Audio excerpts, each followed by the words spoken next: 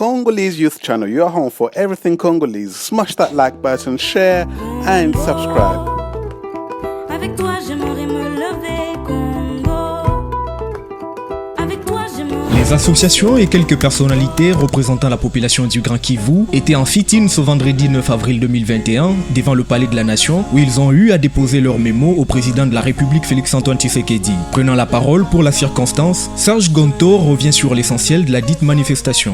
Mais alors ce sit-in est un sit-in de solidarité avec le peuple congolais, de l'Est en particulier, mais tout le peuple congolais.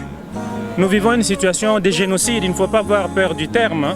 C'est un véritable génocide qui dure depuis plusieurs années et nous avons constaté que les autorités politiques et militaires ne sont pas vraiment derrière le peuple, mais beaucoup apparemment plus engagés derrière la communauté internationale. Nous avons voulu relayer ce message en le découpant en 3 exigences.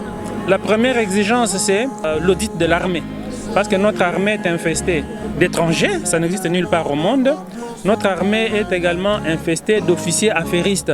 Quand un général devient millionnaire et il a son argent par le trafic de minerais et qu'ils sont toute une colonie, ils n'ont aucun intérêt à la guerre, à mettre fin à la guerre. Ce sont ces généraux qui sont au front et depuis des années tout le monde le sait, mais personne n'a le courage politique d'aborder cette question. Alors nous sommes venus le rappeler, si vous verrez sur le Calico, nous avons dit audit de l'armée sur la question des nationalités et aussi sur les affaires.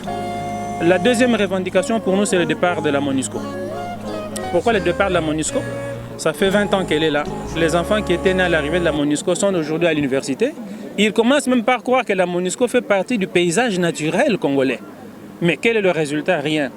Nous avons apporté beaucoup d'accusations. Les populations de l'Est ont accusé, mais apparemment les autorités politiques et même les autorités militaires ne veulent pas écouter leur peuple. Ils préfèrent soutenir la MONUSCO et parfois même utiliser la police pour molester les Congolais qui manifestent. Alors nous ici à Kinshasa, nous avons dit, nous venons ici à la présidence de la République, nous étions déjà à l'Assemblée pour dire nous ne voulons pas de la MONUSCO dans notre pays. La troisième revendication, c'est sur la question de ce projet d'opération militaire conjointe avec le Rwanda, avec les troupes rwandaises sur notre territoire.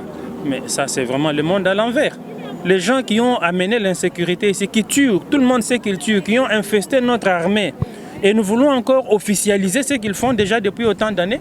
Alors nous sommes venus dire vraiment au président de la République, vraiment, en tout cas pas jusque-là, nous ne voulons pas de ces opérations militaires conjointes avec des Rwandais sur notre territoire. Il faut de rappeler que, depuis les débuts de ce mois d'avril 2021, des manifestations populaires ont éclaté dans certaines villes de l'Est contre la MONUSCO, accusée non seulement d'inefficacité dans la protection des populations contre les groupes armés, mais aussi des complicités avec ces derniers.